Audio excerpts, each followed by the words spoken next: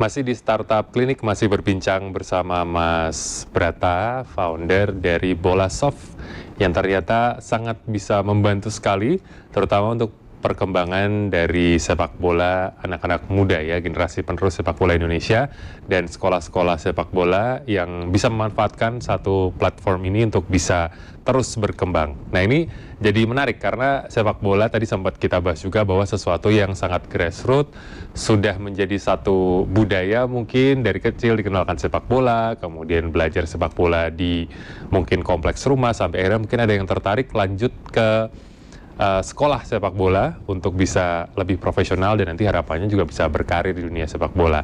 Nah, ini kan menjadi satu hal yang menarik karena mungkin selama ini ada satu kebiasaan pencatatan yang manual gitu ya di dunia sepak bola terutama di Indonesia, dan kemudian hadirlah Bolasoft, satu apa istilahnya, teknologi gitu ya yang bisa dimanfaatkan. Nah, ini kita harus tanya nih dari Mas Brata, apa sih tantangan ketika teknologi ini hadir dengan kemudahannya, sementara mungkin kebanyakan di masyarakat masih terbiasa dengan pencatatan yang manual gitu. Ya, oke, baik Mas Alik. Jadi ketika awal-awal gitu kita memperkenalkan Bolasoft gitu, memang banyak yang beranggapan seperti apa ya, pekerjaan tambahan gitu. Karena kan sebenarnya kan banyak yang harus dikerjakan kan. Yeah. Padahal sebenarnya mereka agak ribet di awal sekali, ke belakang kemudian akan sangat mudah membantu gitu ya, dan mempermudah pekerjaan mereka. Iya kan, jadi dari berkas yang tadinya manual, yang setiap turnamen, katakan kalau setahun ada 40 turnamen, ya berarti dia harus mengerjakan 40 kali, yang mungkin hal yang sudah biasa dia lakukan, tapi itu 40 kali. Tapi kalau dengan aplikasi Bolasoft, nanti mulai dari semuanya berperan, dari orang tuanya yang memasukkan berkas dan lain-lain, kemudian diverifikasi, divalidasi oleh pihak sekolah sepak bola, dan itu sekali tervalidasi kemudian dia bisa gunakan beberapa kali turnamen tanpa harus mengumpulkan berkas, meminjam berkas dan segala macam gitu. Jadi memang semuanya lebih ringan sebenarnya. Terus kemudian segala sesuatunya jadi lebih transparan, pelaksanaan turnamen dan lain-lain gitu. Terus yang paling penting adalah kemudian database-nya itu sudah terintegrasi. Jadi hasil anak-anak kita bermain dan segala macam itu kemudian database-nya bisa langsung dipegang oleh si pemainnya gitu. Sekarang kan yang menariknya kan gini sebenarnya, ada statuta dari PSSI kalau nggak salah, dan FIFA juga. Kalau satu pemain amatir kemudian dia naik ke level profesional, maka klub pertama yang menggunakan jasa profesional ini sebenarnya punya kewajiban untuk memberikan kompensasi ke yang pembinaan amatir ini. Gitu loh. Dengan tujuan apa? Supaya pembinaan yang amatir ini bisa sustain, kan gitu kan sebenarnya kan. Tapi kan karena nggak ada database-nya kan bingung, benar kan? Betul. Jadi yang mau dikasih yang pemain SSB mana, pemain pelatih yang mana gitu, karena mungkin kan berpindah-pindah si anak gitu loh. Nah, kalau ada database ya kan itu akan sangat membantu. Jadi dari sisi kecilnya tadi untuk si sekolah sepak bola, pelatih, admin dan segala macam, di sisi besar dan tentunya pemain, di sisi besarnya ke depan mungkin kita juga sudah ikut membantu berkontribusi dalam industri sepak bola nasional gitu, dengan menyediakan datanya tadi. Gitu. Jadi memang dari awalnya aja ya Mas yang agak mungkin terkesan merepotkan, tapi setelah sudah berjalan itu malah akan sangat membantu sekali ya. Betul. Baik, nah ini kalau untuk Bolasoft sendiri nih, ini kan satu teknologi yang sangat membantu. Kalau di luar sana apakah sudah ada kompetitornya, dan kalau misalnya memang ada kompetitor, bagaimana menjaga Bolasoft ini tetap unik dan relevan untuk dunia sepak bola ke depannya? Oke. Jadi kalau di luar sih mungkin sudah mulai banyak sekarang, ada beberapa, tapi mereka fokusnya lebih ke pengelolaan turnamen. Jadi untuk misalnya kita bikin turnamen, terus kemudian ada tim yang mendaftar dan segala macam, nanti kemudian siapa yang menang, klasemennya kayak gitu-gitu. Jadi lebih kepada pengelolaan turnamen. Tapi kalau yang memang berjenjang, artinya dalam satu platform yang memanage mulai dari turnamennya, SSB-nya sampai ke data individu pemainnya. Ya mungkin kami yang masih eksis untuk fokus ke situ sekarang gitu. Jadi mungkin titik uniknya ya itu, kita ini sebuah platform gitu, platform yang secara terintegrasi dimulai dari data personal si pemain sampai kemudian turnamennya gitu. Oke. Mungkin itu sih. Baik, nah ini kan kalau bicara soal bola soft kan tadi memang awalnya hobi, kemudian akhirnya menjadi sebuah bisnis gitu ya. Nah ini pasti dalam namanya orang bisnis, ada momen menyenangkan, ada juga mungkin momen-momen ketika merasa down, atau mungkin wah ini kenapa tidak berjalan sesuai rencana gitu ya. Nah kalau Mas Brata sendiri ketika mengalami momen-momen yang tidak baik, apa yang dilakukan atau bagaimana memotivasi diri untuk bisa kembali bangkit? Nah, kalau saya sih sebenarnya paling pentingnya kalau menurut saya adalah ya punya mentor ya, punya teman yang bisa diajak sharing gitu.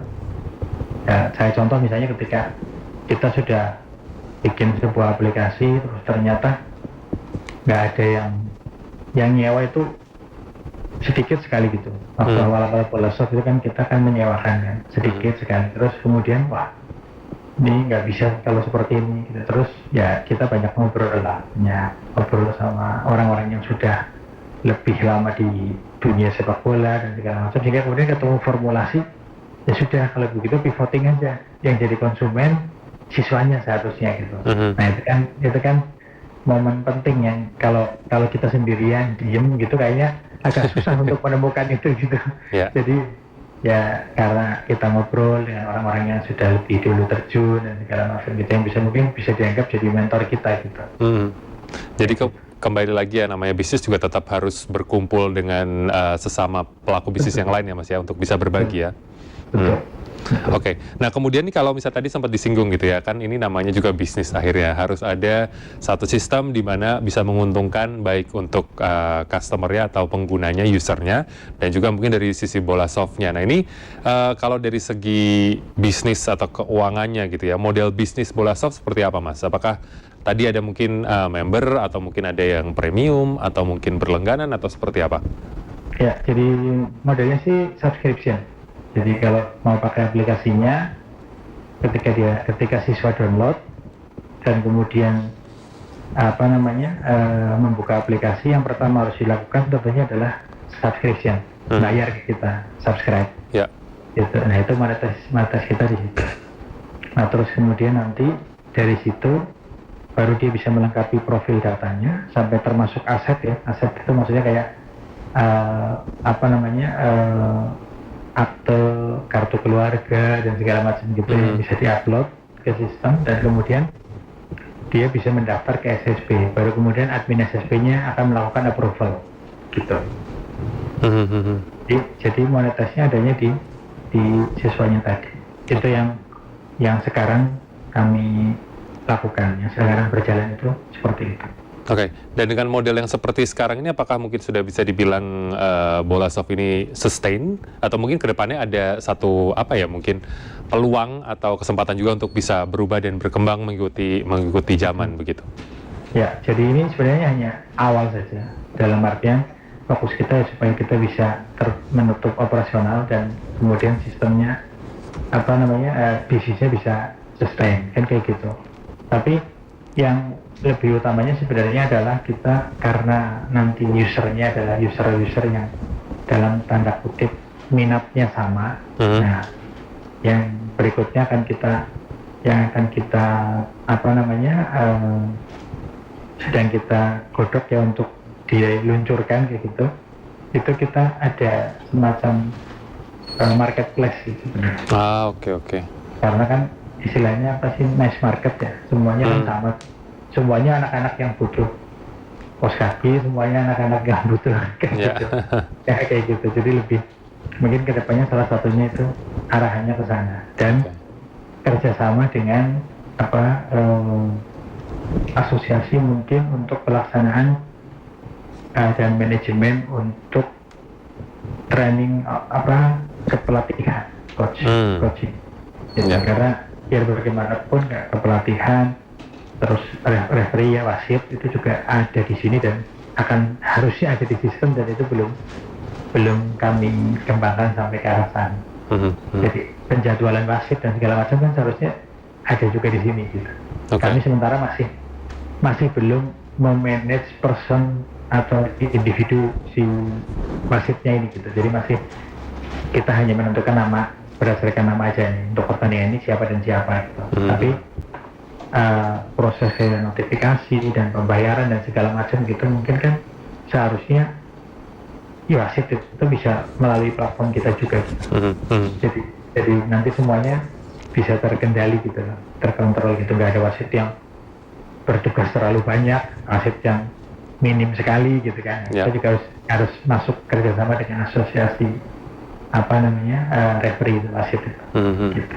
Oke, jadi memang masih banyak ruang untuk bisa terus berkembang dari bola soft ini ya Mas ya? Masih banyak sekali. Oke. Lagi supporter. Ya.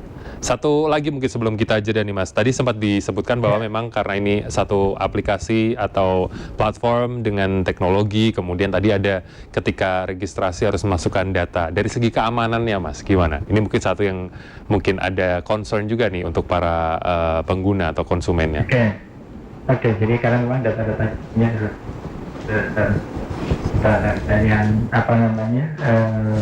yang sensitif katakanlah ya. Jadi kita memang untuk keamanan data sih kita sedang mempersiapkan juga mengarah ke tata kelola gitu. Tata kelolanya juga mungkin dengan standarisasi dan mungkin ada sertifikasi yang berusaha kita dapatkan supaya itu lebih menjamin ke sebagai bukti lah ya, proof bahwa kita memang concern ke situ juga kayak gitu. Kalau sekarang kita sudah pasti kita concern ke situ, kita amankan, tapi kan dari sisi si konsumen, dari sisi siswa maksudnya orang tua kan masih belum melihat buktinya apa kita melakukan itu gitu lah. Nah, mungkin ke arah sertifikasi tata kelola dan segala macamnya nanti kita sedang mempersiapkan untuk mendapatkan itu, dan nanti akan kami sosialisasikan tentunya, kami tampilkan di platform-platform yang digunakan oleh semua ekosistem sepak bola gitu. Oke, baik. Terima kasih Mas Brata. Kita akan kembali jeda dan kami akan kembali di Startup Clinic. Jangan kemana-mana.